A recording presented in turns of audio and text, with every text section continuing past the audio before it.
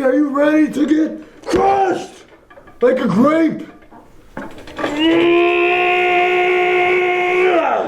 Devon Larratt, I'm about to do an interview with Hannibal TV, talk about arm wrestling, talk about how I don't eat food anymore.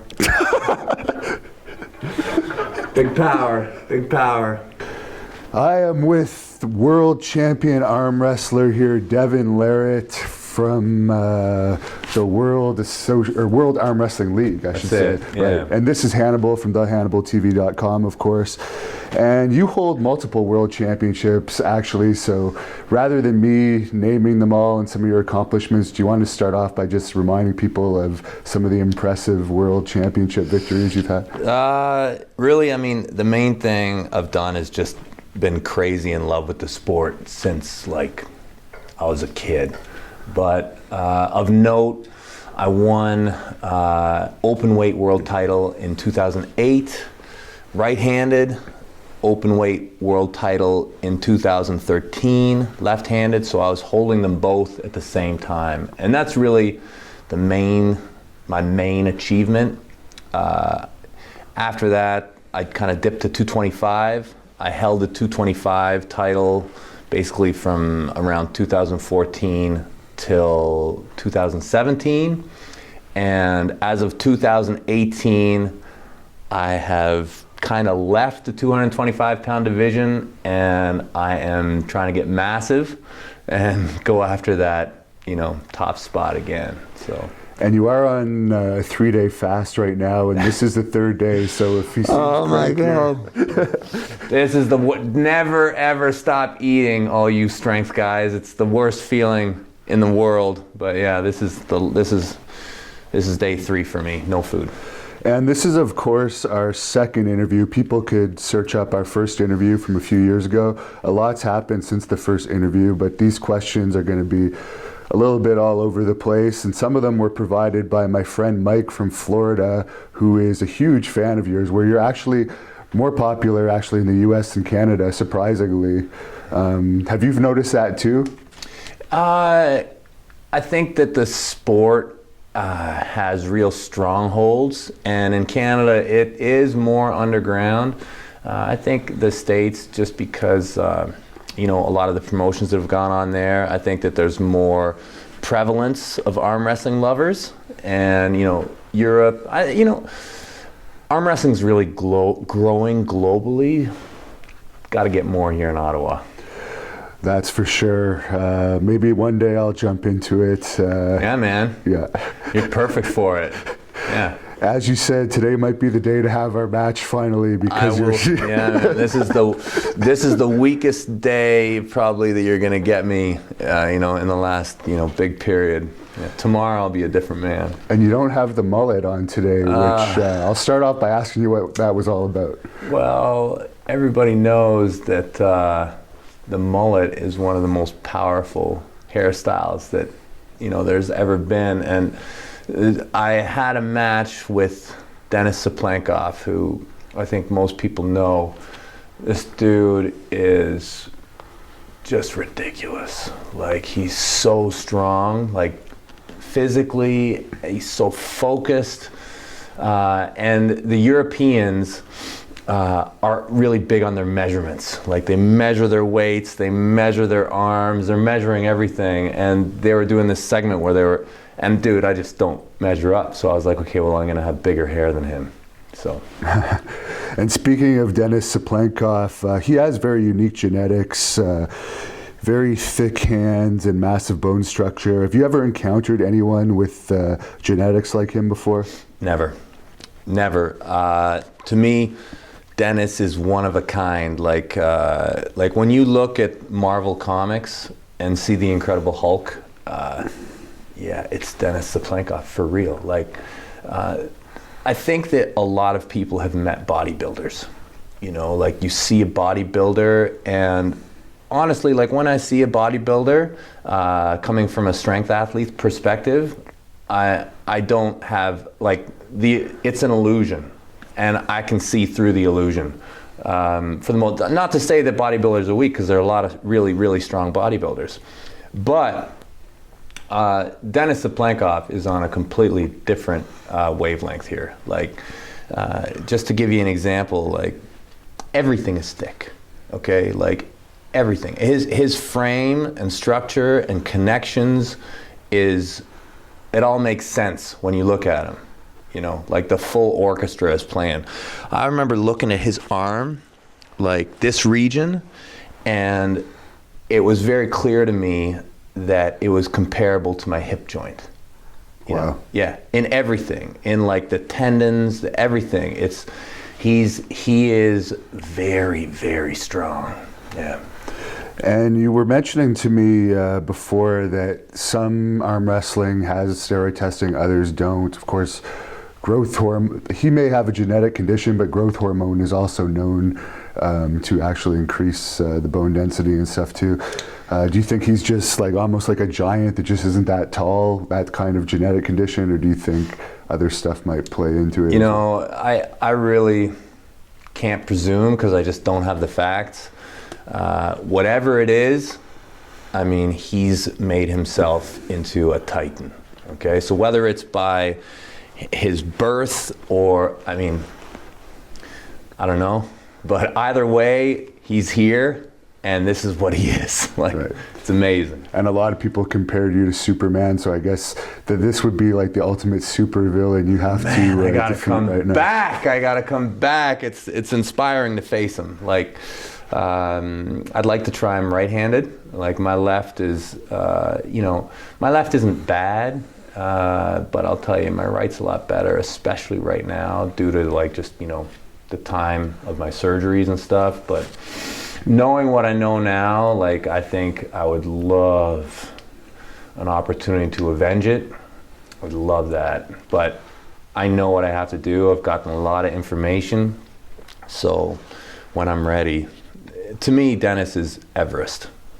He is in our sport, and I'd say that his greatness actually in strength actually goes further than just arm wrestling. Like, if you can't clearly recognize what a mountain of strength this man is, like, you need to take a look. But it would be so big for me to beat him, so I'm going to invest a lot.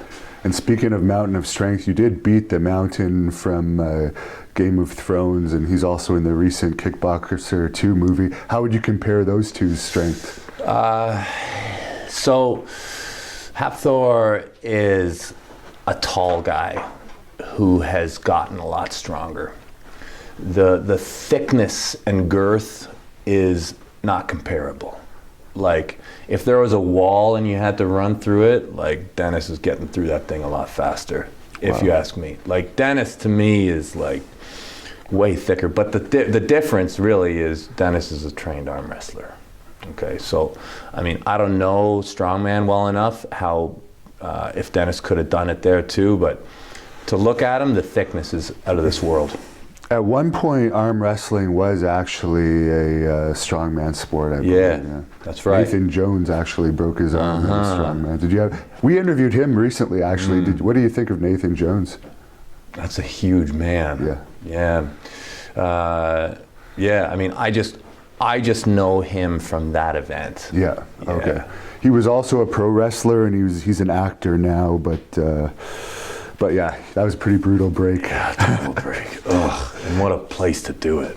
Like, any updates on Travis Badgent's recent injury? I might have his last name pronounced wrong. yeah, Travis. Yeah. So he, I believe, has a minor pec injury against the Romanian athlete Sabin Badulescu. They were having a match, and Travis didn't quite finish, and he blew his pec, which is actually one of the more common injuries in arm wrestling. But I think it's quite minor, and I think he's probably actually somewhat recovered from it already. Now, I heard that there was sit-down arm wrestling matches in the original days of arm wrestling. Does the sit-down style still go on, and what do you think of it? Advantages? People are still doing sit-down arm wrestling. Sit-down arm wrestling is considered like kind of one of the purest forms of arm. Like, I don't want to say it's the purest. It's by some arm wrestling purists. It's still practiced, but it is very much not widespread. I think that they have kind of one kind of championships annually. It is a slightly different sport. It's kind of weird if you ask me. Like it's very much like you can't use your body too much. The hold is different. It's cool. Like, I mean, I love all kinds of arm wrestling, but I guess I should try it before I really knock it. I've done it a couple times, but yeah, it's not that big these days. Now, I mentioned superstar Billy Graham to you last interview. He's in the WWE Hall of Fame, and he used to arm wrestle challengers from the crowd. And he said, actually, when I was talking to him about you, that he used to arm wrestle guys that were small and skinny with very little muscle, but were excellent arm wrestlers that were very hard to beat. And some of the muscular guys, on the other hand, were easier to beat. Have you found that too? I've arm wrestled, I'm going to say tens of thousands of human beings. And I'll tell you, in real professional arm wrestlers, normally when they start to accumulate muscle, it's normally a sign of danger. But in like the common person on the street who's untrained, who's coming in, big muscles normally is like a very clear sign that this guy's going to be an easy win. Every once in a while you get a guy with big muscles who's a total tank, but for the most part, the strongest people that I arm wrestle off the street are like model looking guys, like guys who are just healthy, have no extra muscle, just fit. These guys, for whatever reason, their connective structures are really intact. They have good positional strength, so they can flex. They have good flexibility. They're not encumbered in any way, which is important in arm wrestling. So totally agree. Skinny guys, big power. Do you think Alexei Voivoda will keep arm wrestling, and has he competed since the big return where Tim Brishnin beat him? The thing is Alexei Voivoda is one of those guys in the sport who's just regarded as royalty. So he's the kind of guy that no matter, it can be in 10 years from now, Alexei Voivoda shows up and he can get any match that he wants in the arm wrestling world. And he's also just on that athletic and genetic level where it's just impossible for him to be weak, no matter what he does, even if he's a vegan, even if he's training. I think he's like in Russian government now. I actually, believe it or not, just spoke with him today. And he said that he'll be ready to come back in maybe a year or a year and a half. And we loosely spoke about a match. So I do believe he'll be back. I think he's got a lot of things going on in his life right now, but the guy's an athlete and a warrior. And as long as he doesn't become too much of a statesman, I'm sure we'll see his return. And how is Tim doing these days? And do you have any funny stories about him? Tim is still arm wrestling hardcore. Tim Bresnan, the problem with Tim Bresnan is he doesn't know how to take a loss properly. Like, the guy has lost to me every single time he's arm wrestled with me. And lately he's been on this thing where he's like, oh, the only reason you beat me is because of the Canadian referees. And if he would just accept the fact that I was stronger than him and let that digest into his soul, it might actually make him a greater human being. But he's making these excuses, so I worry about him. And could you explain what the king move is and why people say it should be outlawed? Ooh, that is a really... How much time we got? as much as you. Well, you don't have to go into great detail. It's a big subject. King's move is probably one of the most controversial things when looking forward in arm wrestling. Like, I think that a lot of people are really wondering what to do with it. King's move is a special kind of arm wrestling. Anybody can do the King's move. Anybody. It's just a style of arm wrestling. Basically, there's lots of ways to fight. Like, arm wrestling is a martial art, right? And there's a lot of techniques. The King's move is a form of top roll, which is an outside technique that attacks the fingers, makes your wrist bend back. And it's done like without shoulder commitment. So it's really defensive. And a lot of people start to, not like that right away. But the next problem with it is it's a strap-based move. So you basically have to use a strap to do this move correctly, which takes it another step into hatred for a lot of people. And then the next problem with it is that it's done really well by people with physical limitations. Okay, so like, how boxers, how wrestlers got the cauliflower ear, and like you see that dude and you're like, oh, I don't want to mess with that guy. So arm wrestlers got the wonky arm, right? Arms don't straighten, right? And this process of tightening starts to increase your ability to execute a King's move at a higher angle, okay? Because there's something that happens right before the joint kind of reaches its limit of movement, range of movement. It's like somehow it protects itself more, and there's something about the breaks that happen in the musculature and everything. I can't really give you science here, but guys who have this get real tight at the end of their range. And if your arm only straightens this much, you got the breaks like right here. So people don't like that physical, like things that aren't going to help you kind of outside of arm wrestling are really helping you. And then there's like, and the other problem with it is we have two positions that we call in arm wrestling called dangerous position. One of them is when you start to look at your hand like this, look away from your hand and kind of expose your arm to break in this way. And the other one is when you start to open your arm to hyperextension. And for amateur arm wrestlers, everybody's pretty tight on this, but in pro arm wrestling, we kind of start to agree that you have the right to break your arm as a professional arm wrestler.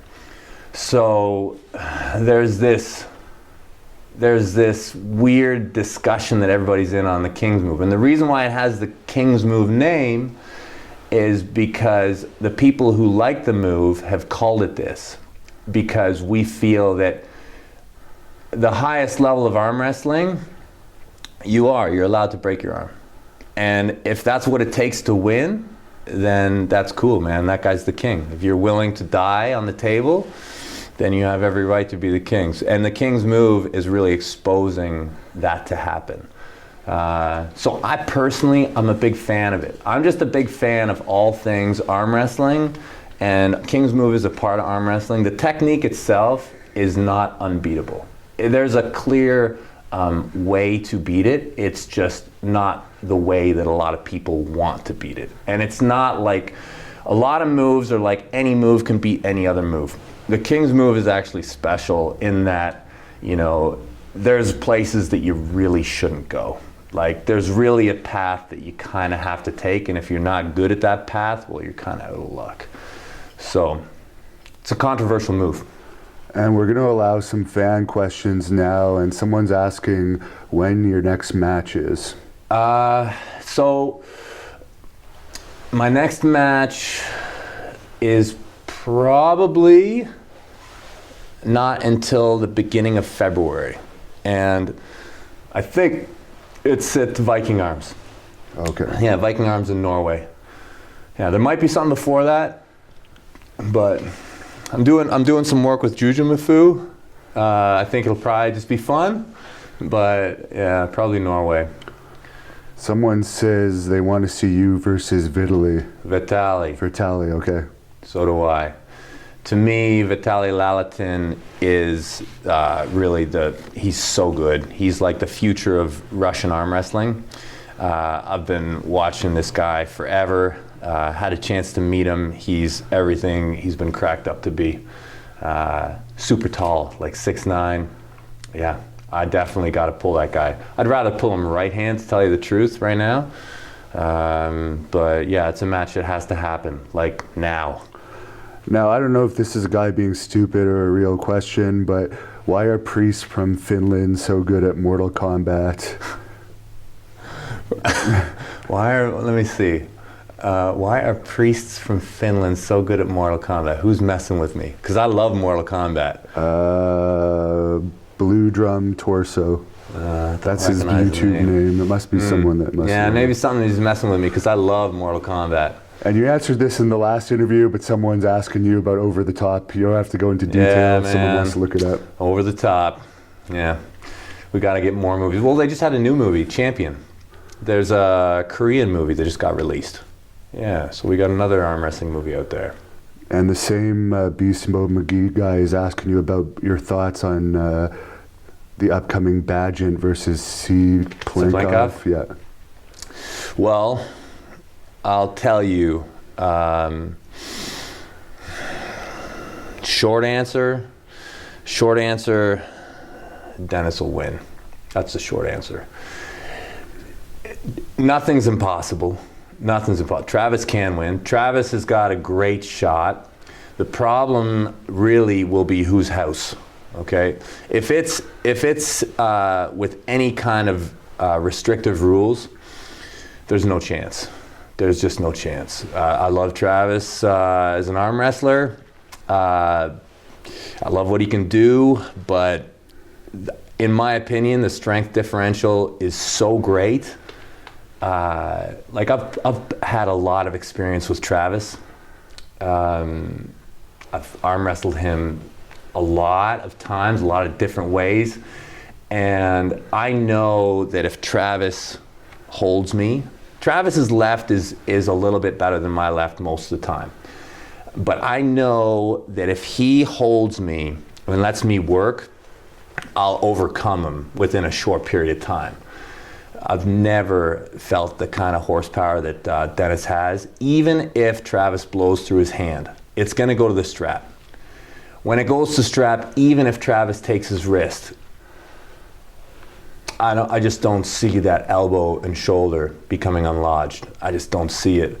The only way that Travis has a shot is if he gets the match to be somewhere like a game of arms type scenario where he's able to really, but even then I worry about him. Like if I had $1,000, I'd put it on Dennis. And when are we going to see you pull Dennis again? When I'm ready. And that will be, in my mind, it's going to take me a good year. A good year of implementing everything that I've learned. And I want him right hand before left. Like I want to do it right hand. I've felt him left. Like I said, Dennis is my Everest, and I really, I'll climb that thing or die trying. Do you do autograph conventions? And if not, where can people get your autograph if they're interested? I'd say the best way is come to one of the shows. World Arm Wrestling League is going to do a full season. It'll be all across the states and international, or just jump into one of the events that I'm on. I kind of push everything out on my social media, so I travel around. Did you ever kill anyone when you were overseas in the military? Oh my God, let me tell you. I think that the best thing for me to do is to say that it was a real honor to serve my country. And yeah, let's just leave it at that. I guess the Mortal Kombat guy says Finnish hymns is the reason why they're great at Mortal Kombat, the priests. So that was the inside joke on it. I get it. Yeah, that's smart. Someone says spectacular belt behind you. Another guy, I want to see you win so bad against C. Plenkov, but do you believe that if you had trained heavier and brought more fire like WAL 17, you would have won? I think that for me to beat Dennis, I have to be in perfect physical and mental condition. I think that the key for me to beat Dennis is I have to have one area, well actually I have to have two things. I don't want to give away too much, but I did get a lot from the encounter. I have to be, for me to do it under those rule systems is more difficult for me. I would love to do it in a more neutral kind of ground in terms of in terms of league format. I'm going to need a spot that's super hard, and I'm going to need to also be able to do a lot of range in my movements and have a sticking spot at the end of them. I'm going to have to use my length more against him. But the main thing that I have to do for the next year is just work my strength. Like very simply, just work a simple periodization program and get my horsepower up in the moves that are going to make the match stop. Yeah. Thoughts on Scott Mendelson and his ascent to the top of arm wrestling? Scott Mendelson, here's what I really like Scott. Scott's a personal friend of mine now. He's come up and visited me a few times, and I really like him. Really smart guy. I feel like arm wrestling is a very difficult sport to get very good in, and I feel like you need to. It's really hard when you're awesome at one sport, and like when I say awesome, like if you're like a world champion, legend like Scott, you have got a lot of damage in your body. And now to take that and to now move into arm wrestling, where in the process of becoming a world champion in this sport, you're gonna accumulate like equal damage to that. It's a very hard road. What I would love to see Scott do is be kind of the is gonna be the guy at the gate of the castle to all these other strength athletes who are great, who want to come in, like the strongmen, the powerlifters. I would love to see a super match between Eddie Hall and Scott. You know, to me, that's interesting. I know how difficult it's going to be for Scott to become like the world champion of arm wrestling. It's going to be hard, but I would love to see him pull like super strong dudes who are also trying to make that journey over.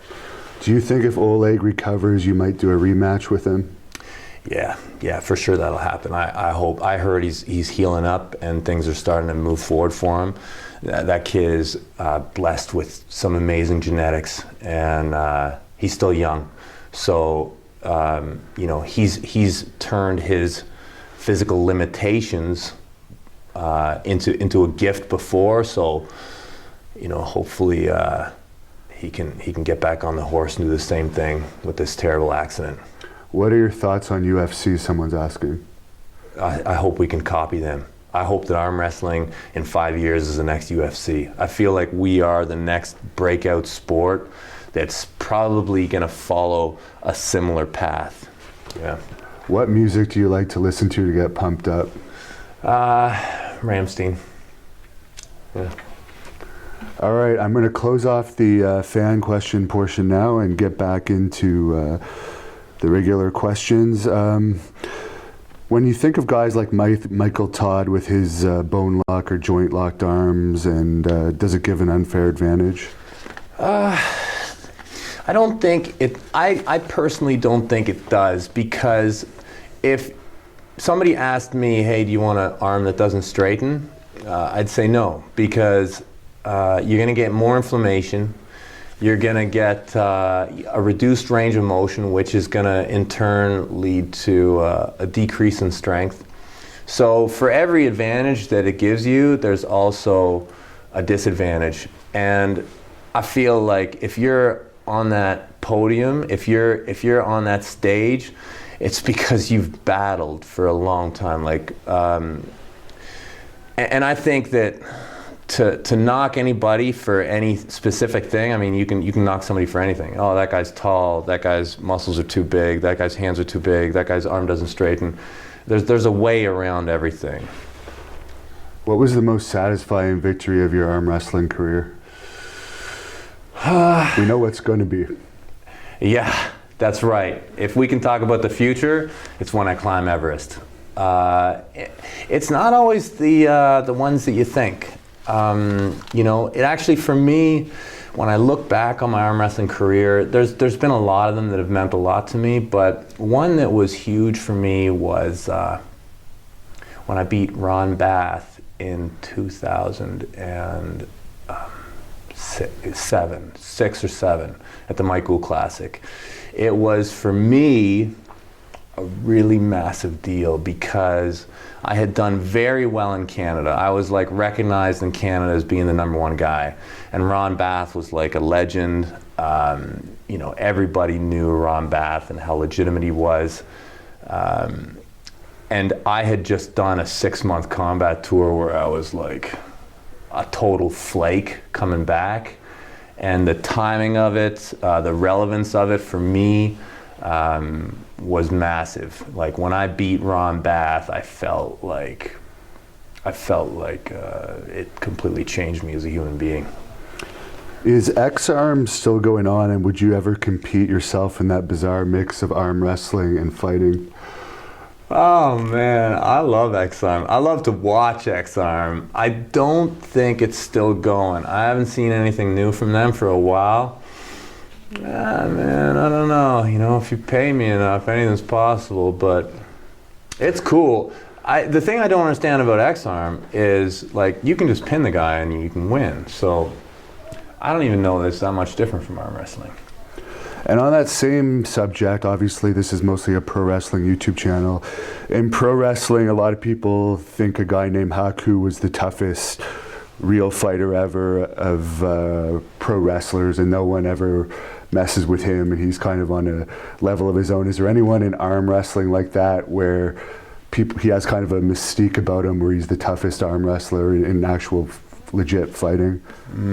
Like the toughest arm wrestler. We know you're skilled in hand combat. You may or may not have kills, so I don't know if we can include you in that category. Let's see. The toughest arm wrestler.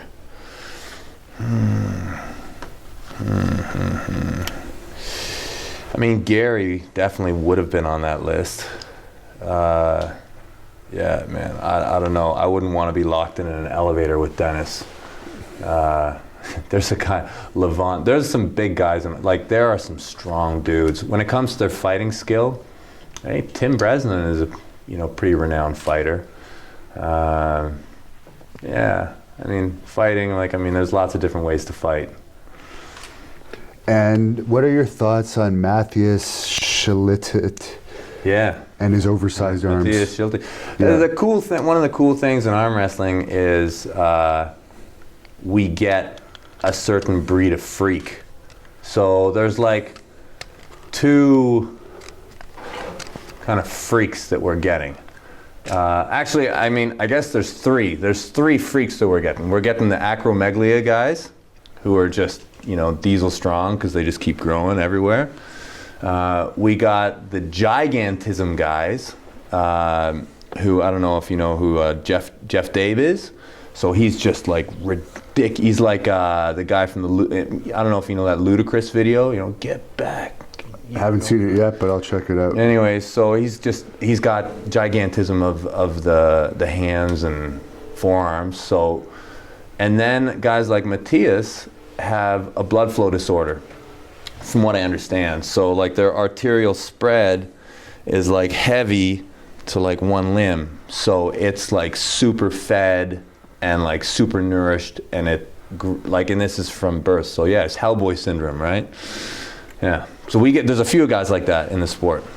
Have you ever tried those heavy hand grippers like the one Iron Mind sells? Yeah, you probably got a couple of them floating around here somewhere. What's the hardest one you've closed? I used to, when I thought that they actually helped for arm wrestling, I was clacking the 3 like, 8 or 9 times back when I thought they were relevant. Everything's going to help in arm wrestling, like it's all good, but really it's more about the wrist than it is the hand. Like my hand got really strong, and then I was arm wrestling and my wrist would be bent back, so I was like, okay, well, it's a full chain kind of thing. Yeah, the gripper itself is only going to help you so much. Is there any odd techniques in arm wrestling that the common person wouldn't know about, such as maybe crushing someone's hand so hard they'd give up, or pulling the thumb in a certain way that would hurt? I'd say that the main thing that people don't know is that you really, really are pulling towards yourself. And even like when you're arm wrestling, if you even pull towards your own pin pad, is actually quite often a really good thing, because you pull right into the person's fingertips, and then from there it gets easier. When it comes to like squeezing and like thumb locks, and I think that that's a lot of like, folklore. I don't think I've never seen any of that stuff work. Will the Game of Arms show ever come back? Why was it canceled so soon? It was excellent. Yeah, Game of Arms was amazing. If they ever, I basically sold a portion of my soul to get on season 2, and they canceled season 2 halfway through the season. If they released episode 1 of season 2, that show would have been so loved. Like, there were fights, it was insane, good drama. It was canceled because, from what I understand, the network that was hosting it dropped all of their reality programming, just all of it. They just decided to rebrand and got rid of all the reality shows. Game of Arms was one of them. So yeah, I think that you are going to see a lot of reality type arm wrestling shows coming out in the next few years. I know that there's a lot in the works as we speak, and yeah, there's some really good ideas floating around, so they'll probably take what Game of Arms did and evolve it slightly. Did you ever know Richard Lupke's back when he had a mullet and wore parachute pants and was all hot-tempered? No, that's not the Richard Lupke's I knew. I think that Richard Lupke's, when he was the #1 guy, is probably the most dominant. Like, he had the most, like, between him and the #2 was probably the biggest space when he was like his best form. The Richard Lupke's that I know personally is the most mild-mannered, polite gentleman, giant that you've ever met. Couldn't find a nicer guy. Still at his age, he has so much strength, but he's limited by injuries, but he would still kill Gary Goodrich.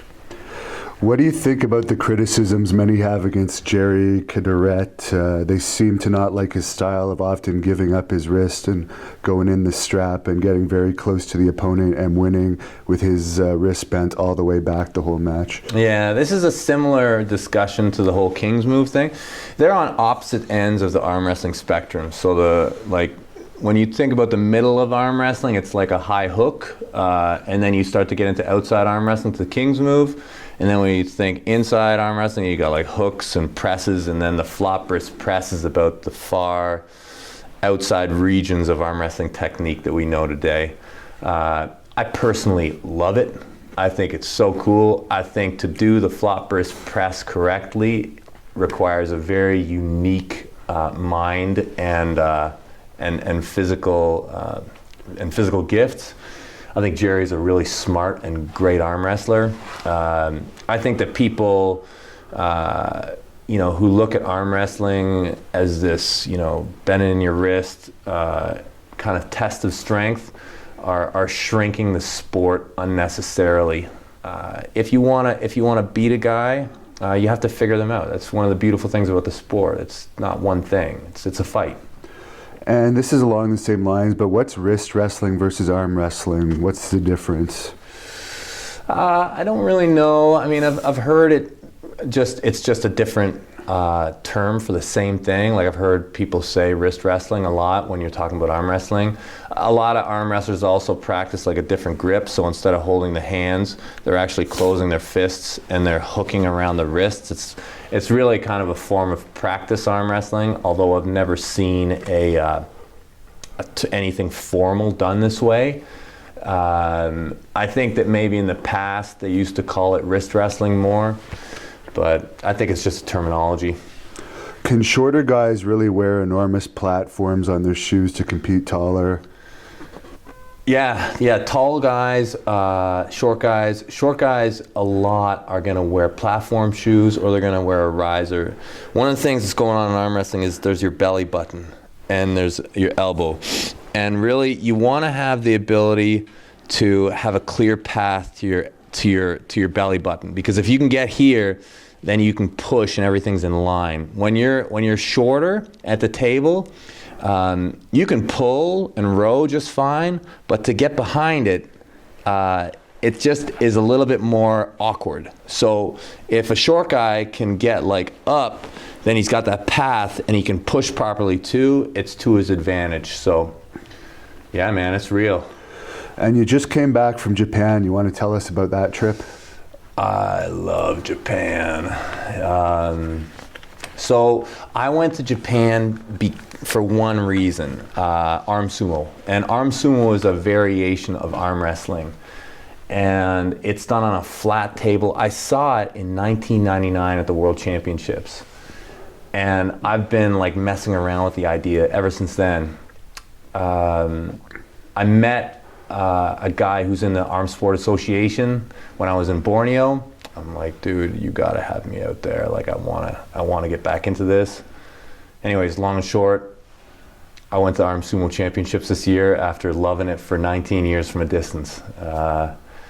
Yes, the thing that I really noticed about it is the sportsmanship. They have like a different thing over there. It's like they totally acknowledge their competitor as like making them better, and just this simple thing made it shifted their whole requirement for rules. Like they don't even have a referee's grip, which in North American arm wrestling is like vital. It's like one of our most important rules. You know, the agreeing of getting a grip. Yeah. But just in their culture and their sportsmanship and the oath that they do before the event, they come together like way more like fair. It's really cool. Is there sponsors there that take you out for dinner and stuff? Like in pro wrestling, there's like super fans that it was pay for so you and cool. Yeah. It was so cool. I had the best sushi I've ever eaten in my life. Like chewing a piece of gum and you eat this tuna is so rich in oil that the gum just melts, you know? Yeah. Speaking of sushi, I have challenged you maybe in 2019. Dude, we're going to have a sushi eating competition. I can't wait. Like, you know, especially today, because I haven't eaten in like 72 hours. I would kill a sushi place like right now, man. Yeah. And for India, you also were in India as well. Yeah. Any thoughts on that trip?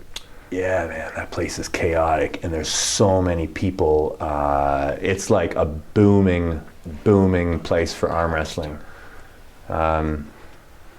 Really, a lot of these places, Southeast Asia, you got these areas of great population density, and that's where I feel like the sport can really be really infused into the culture, where you have this great population density and people with not a lot of money, you know, because arm wrestling is so accessible, man. Like you can, like I don't even need a table. Like guys can go and practice it, and when you have that density, there's no reason why guys can't be getting together every day on the street and arm wrestling. So I feel like in India, in Japan, like where there's like 25 million people in a city, like you could get guys coming out of that place in army numbers and high level guys.